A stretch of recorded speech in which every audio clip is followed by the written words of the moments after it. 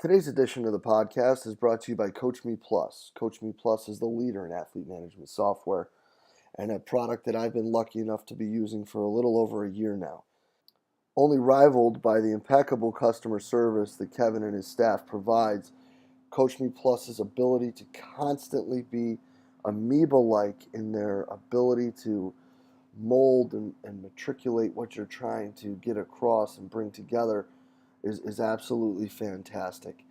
Their constant pursuit of better ways and better methods and innovations and progress to their own product is absolutely fantastic. Go over to CoachMePlus.com. Check out what they got, guys. It's something that I guarantee you won't be disappointed with. Hello and welcome to the podcast. Today, guys, we sit down and talk with Auburn University's assistant strength and conditioning coach, Megan Young. And Megan's going to talk with us a little bit about athlete buy-in.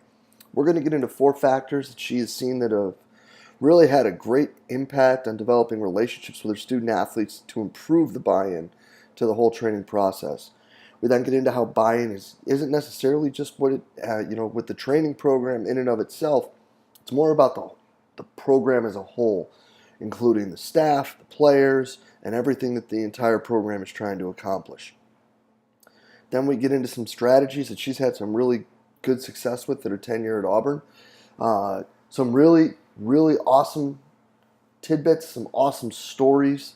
Really thankful for Megan to spend the time with us because there was some very personal, reflection over the past 12 to 18 months, and how her relationship with these kids has developed. It's really fascinating. So Megan, thank you again for spending the time with us. I hope you guys enjoyed as much as I did. Let's get right to it. Megan, thanks for being on with us today. Thank you for having me. So let's talk about a little player buy-in today. That's what you want to talk about? Okay. Well, you proposed to me what question do people not normally ask me that I think they should ask. And, that is something that I feel like people talk about mentality or culture or buy-in, and there's all these terms used and tossed around, kind of these feel-good terms, if you will. There's a lot of emotion behind it, but not a lot of logic. And I think it's a pretty stepwise approach to how you can create a culture. I mean, obviously the first thing is win national championships. Like that creates a great culture. And honestly, just actually thinking about that, pay tribute to Coach Summit, who passed away yesterday. You talk about creating a culture and creating buy-in. I think she created something for every basketball program, men's or women's, to trying to step towards.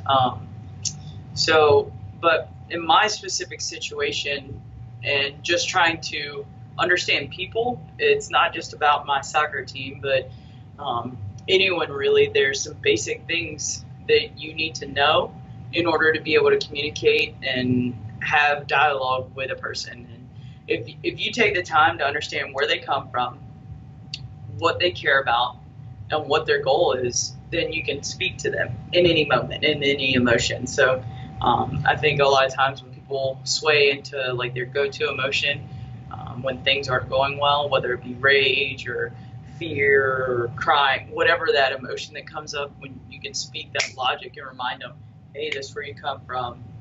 Hey, this is why you're doing this. Hey, this is your goal. You kind of remove all that emotion.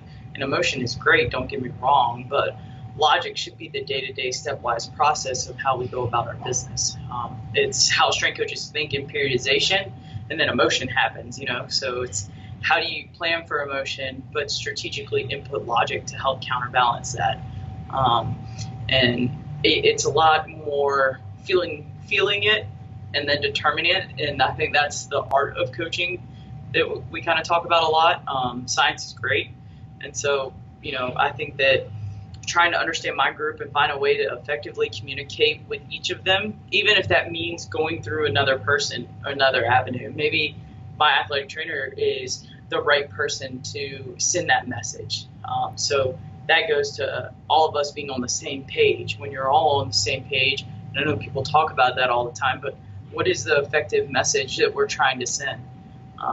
And is that we're focusing on nutrition right now? Is that we're focusing on sleep? Is that we're focusing on a specific type of program? Whatever that may be, as many voices as we can get sending that message allows for the different personalities and different dynamics and different cultures of the individuals within our team to be reached.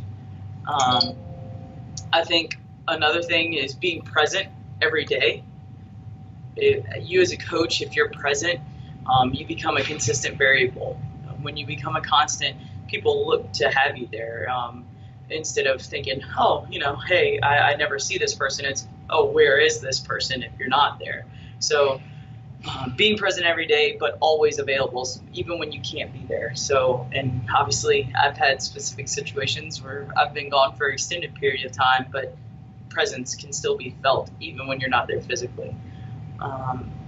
Taking the time to invest in people, not just your athletes, but coaches, friends, family, invest in their lives outside of either the sport or whatever your ulterior professional motive is for that person. So when you get to know someone, like even our relationship, getting to know them as a person and kind of understand them and speak into their life instead of just talk work. I think that goes a long way, especially with these kids. Having a strong Snapchat game, so basically just understanding what they care about. When you understand what they care about, what music they like, what they're into, that's a part of their culture, that's a part of their makeup. And when you can speak to that, they're like, oh, okay, she cared enough to understand. I may say it wrong. I may not know what this hashtag means or what this word in this song. I may not know how to do this dance, but I know that it's important to you. And I'm hopefully going to be able to communicate that I've taken the time to learn that.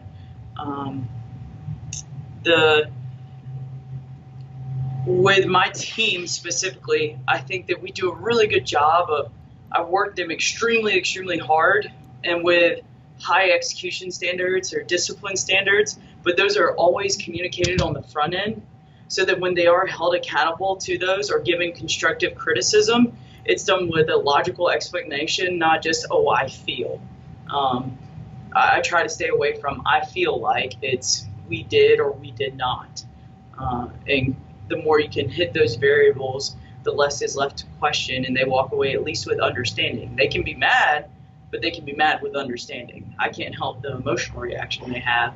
I can only help that they understand what was going on.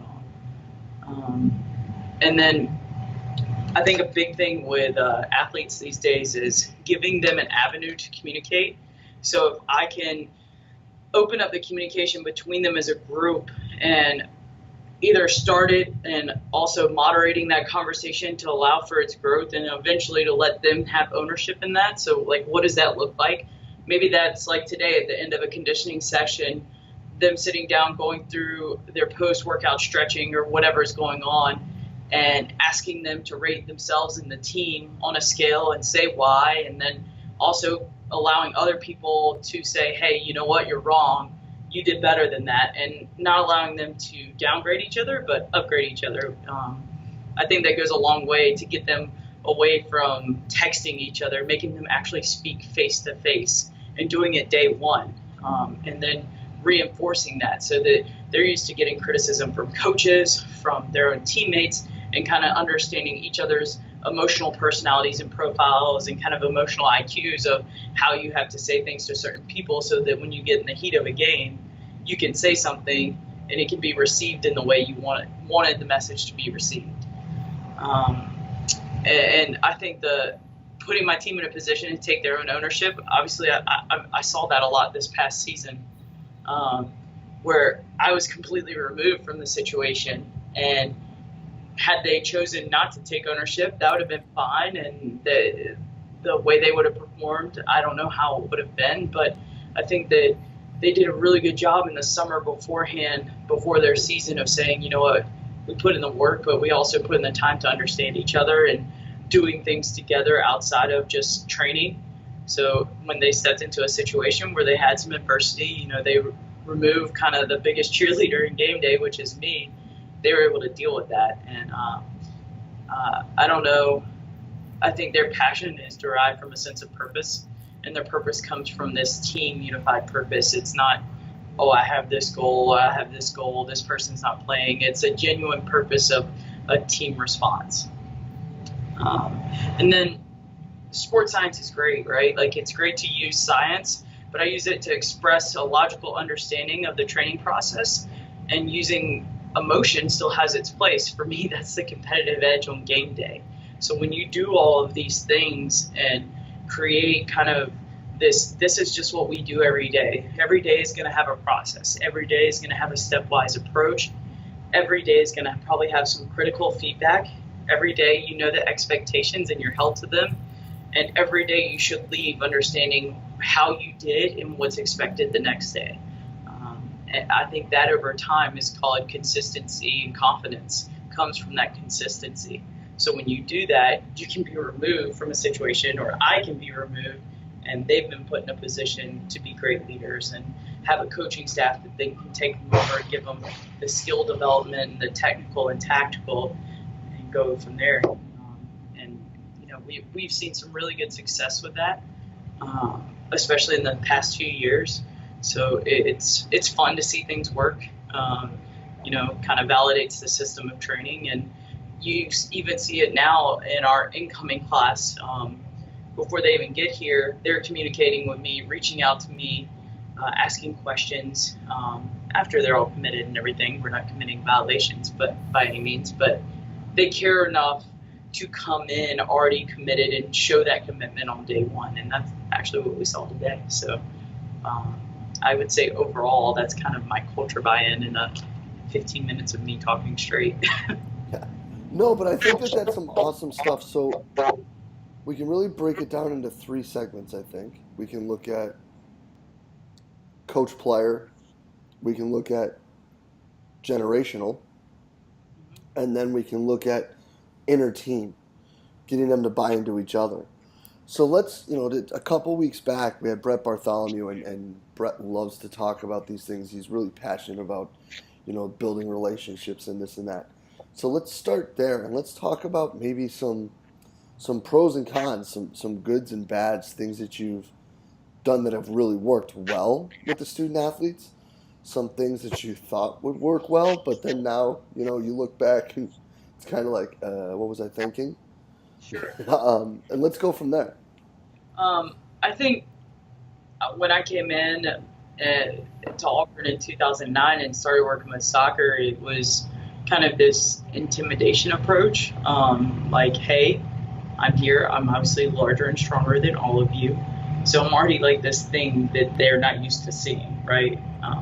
And then so that intimidation factor and kind of working from a place of fear almost, not fear of me necessarily, but fear of like disappointment in me, or fear of failure due to what I was going to make them do. And now I'm completely opposite of that, where I feel like I fail if in day one inclusion didn't happen. So for me, every day, if I somehow make our team have this inclusion factor, and whether it's talking, whether it's a finisher, whether it's expectations, any of those things that create athlete inclusion from with me to them and with them to themselves and them to their own team, kind of like what you're talking about, I think that is the game changer. And yeah, having a background in adult education helps for sure. They could just call it coaching. Adult education just allows you to speak from a perspective of what's going on here, what is true cultural diversity, what is true diversity, and that's all just in the makeup of a human, and understanding, okay, these are just some human differences, and instead of ignoring those or exploiting them, let's just understand them and speak from an area to where we include you regardless of that diversity, and not even regardless, but because of that diversity. Diversity is a good thing to us.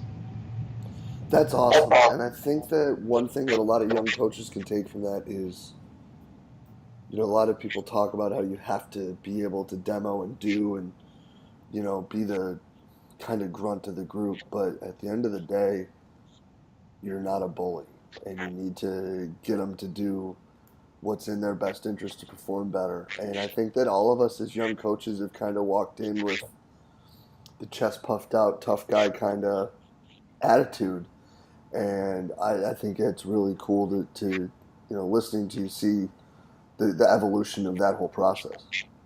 Yeah, and I mean, I think that my personal journey has definitely even made that happen more so within this past year. Was I've always been someone that can move weight and move it fast and demo certain things very, very well. Am I going to run as much as a soccer player?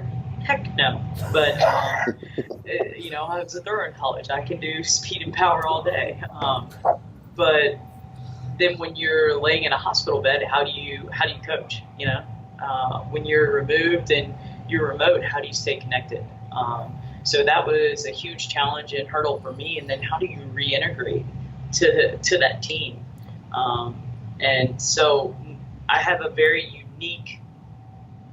I think I'm very blessed in that my athletes don't want to just run through a wall for me because, we win games and we care about that. It's because we care about life. And not many 18 to 22-year-olds have to go through something that makes them realize that they're not invincible. But when the person that in their minds they consider like the strongest person and the person that's really consistent to them, when that person is lying in a hospital bed and they see that, that is quite the shock that, oh shoot, life is real and things can change like that. So they have a different kind of perspective, and that creates kind of a unique bond between us. So when I ask them of something or ask something of them, they do it from a place of, I want to say, pure respect, not because of what I am capable of physically or what I think that they should be doing because of science, but just because they almost lost me, and so we truly value every day that we have together. Wow, that's some pretty awesome stuff. Yeah, and I'm not saying that you have to have cancer, that you have to almost die to have that. You can build that anywhere, and it starts by just being real. And I think a lot of these good coaches, Brett being one of them, they're able to speak life and speak realness, and kind of talk those things to people, either because that's been their own journey and they're able to share insight through that. And that's my personal belief, is that every experience that I've had is only to allow me to connect and communicate effectively with people that go through that, whether it's athletes, strength coaches, people that I'm close with in the profession, my own family, whatever that is. I go through these struggles, if you will, not to make myself stronger, but to make everyone around me stronger, because then I get to stand on their shoulders. Well, it's awesome, and that's a really, really special story, and thank you for sharing all that, because that's awesome stuff. So then, to totally turn the corner, Sure. the generation, connecting with the generation. One, have a strong Snapchat game. I'm joking, but I think just understanding the things that are important to them. So in basketball, my basketball athletes were always, Megan, do you know this song? Megan, do you know this dance? Megan, do you know this and this? And in soccer, there's some of those kids that it's knowing that they have their significant other and what's going on with that, or being able to talk about school and let them vent about that, or, hey, we have these problems as in my family. So just being open to communicating to them. And communication is the weirdest thing with this generation, right?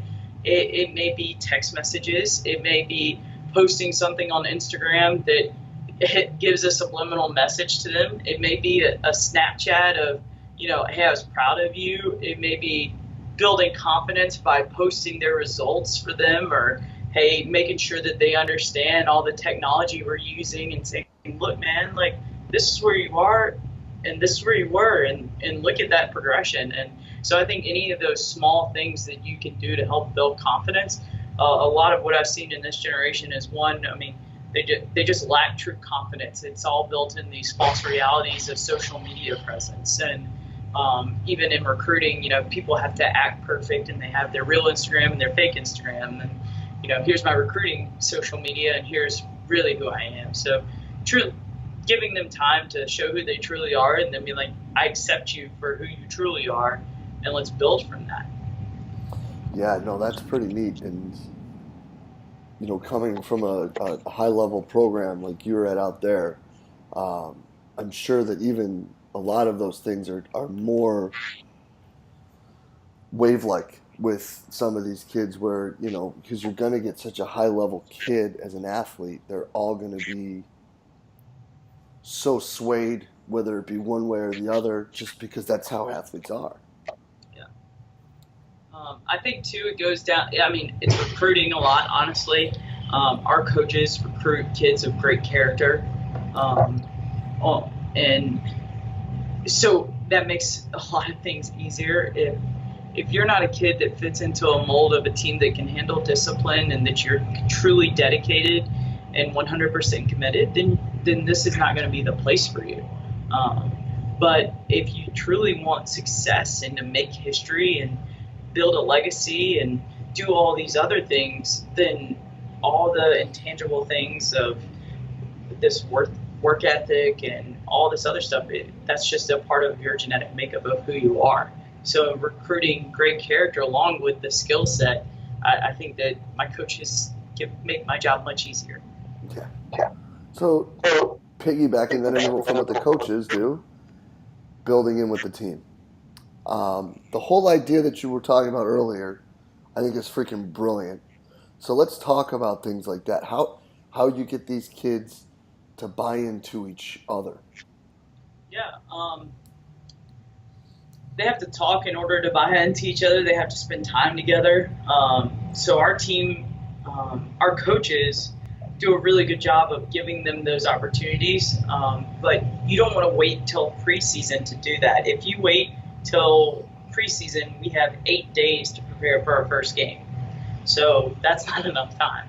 So the fact that they're coming in at the end of June and we have this time frame before August, before the reporting period, to get to know each other so that we're not running around in preseason going, I don't know your name yet, but pass me the ball. So just spending more time together and that quality time and that structured time. So I try and help structure the conversation for them. So at the end of their hardest running sessions, like I was saying, we'll sit down and we'll go upperclassmen to freshmen, and they'll rate themselves 1 through 5 and the team 1 through 5, the team being first. And it's only based on effort. And so I don't care about the execution when we're talking about things like that. I'll speak on execution. I'll be critical on execution, but it's their job to control their effort and their attitude, and that's what my coaches preach every day. So I want them to start talking about their effort, and 5 being the greatest, 1 being the least amount of effort. And so they'll say, hey, the team was a 4 and because of these things, and then they'll rate themselves. And I like the seniors to go first because they have the most experience doing it. And by the time you get to the freshmen, a lot of things end up repeated, and it gives the freshmen a little bit of confidence because they're like, I can just say what she said and I'll be okay. No one will notice. But it's a huge identifier of what kids actually think of themselves. You have those kids that are way too critical, that always rank themselves too low. So it's a huge plus for them when their teammates are like, hey, hold on, that's BS. You were a 4, not a 2, and here's why. And then the whole team attests to that.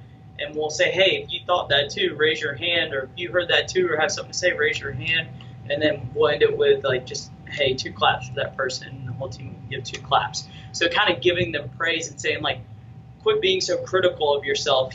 That's the reality you have in your head that you've made up. But here's what we see.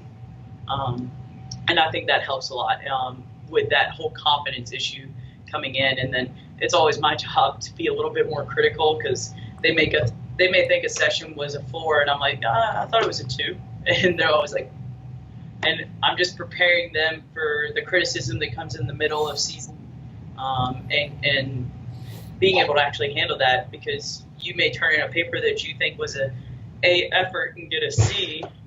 Yeah, you can be mad about it, but at least you should hopefully get some explanation of why that wasn't the grade you thought you should get. No, that's awesome. And then Does it go the other way with the players too, where if somebody was like, "Dude, I killed it," and somebody's like, "Yeah, maybe not."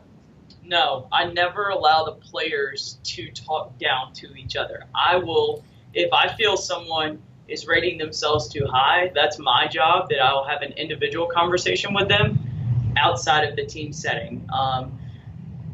What I've noticed is when you correct a kid, old days, if you called me out in front of my team, I responded positively. If I call out one of these kids in front of the team, whatever their negative emotion is, that's what's going to happen. They're either going to get mad and shut down, they're going to cry, they're going to not give effort. And I think that's just like what you're talking about, one of these generational differences. So, whereas I pull them aside, have a different conversation with them, maybe show them some data to back that up so that there's like, it's not what Megan thinks, it's what this data is showing. Um, that's where that conversation will happen. No, that's awesome, and I couldn't agree anymore when it comes to the whole, like, when we were playing, Mm-hmm. coach could have said some things and it would have been like, "Oh, I'll show you," Yeah. But now it's like, immediately, man, it's they go to the night watch and they hide at the wall, and they just kind of run away from it. Yeah, worst Um, come. but yeah, and it's another thing that we've had success with that is putting it into the decisions of that they're making and how it relates with the other kids. And it's with all the athletes. I think even more now with these kids, it's more about like everybody else than it is with them. Yeah, I mean, it's how many likes they get on their Instagram picture. You know, it's who cared enough to notice, who cared enough to look at this stuff, and so we're at least saying, hey, we cared enough to talk about it. So the team has those 2 opportunities a week, but every day. So on the other 3 days a week that we're training, myself and the coaches that work with me will write on their sheets every drill that they did that day, whether it's warm up and then the conditioning drills or whatever, and the lift, and we'll give them a rating on effort as well as execution. So it creates kind of this great conversation piece of, hey, you gave great effort, but on your execution, if I have to tell you this coaching cue one more time, like you're going to split your head open because you've heard it 75 times. And so just kind of creating that attention to detail discipline. And in soccer, it's especially in the weight room, like they do a good job in conditioning because that's something that they're always doing and they've always done. Lifting is quite new to a lot of them. So I always tell them attention to the detail, and that is great effort. Yeah, no, that's really awesome. I mean, and again, just piggybacking back, the buy-in with the kid, the understanding and working with the generation, and then building buy-in with the team are three things that are critical and overlooked. And Megan, this is absolutely awesome. Some deep stuff, some big time tips that people can take and they can start with right away here. And I can't thank you enough for spending the time with us today, kid. Yeah, no problem. It's my pleasure. Yeah, well, thank you so much, and we will be in touch really soon. Take care of yourself. All right, thanks. All right. Huge thanks to Megan Young for spending the time with us today to talk about athlete buy-in, guys. Again, some awesome points, some things you could take in and start trying to work your way into how you handle your kids, right away. The whole idea of having them pick each other up and build each other in and using your monitoring to kind of be a communicating tool is another thing that everybody seems to be talking about. So it's really awesome. And again, the personal level, the stories that she shared over the past, the things that her and her athletes have dealt with for the past 12 months is absolutely awesome. And I couldn't thank Megan enough for being so open and sharing so much with us. So, Megan, thanks again for an absolutely fantastic discussion and a great interview. I hope you guys enjoyed it as much as I did. And if you did, please share it in the social media outlet of your choice. Again, guys, just trying to get great information out there to the coaches. And hopefully you found something of use, with each one of these talks that we put out here every Monday here at Central Virginia Sport Performance. So please tweet it, Facebook, whatever it may be, share it through the social media outlet of your choice. Again, guys, thanks for being part of what we're doing here at Central Virginia Sport Performance, and we will be back next week with another awesome guest. We will see you then.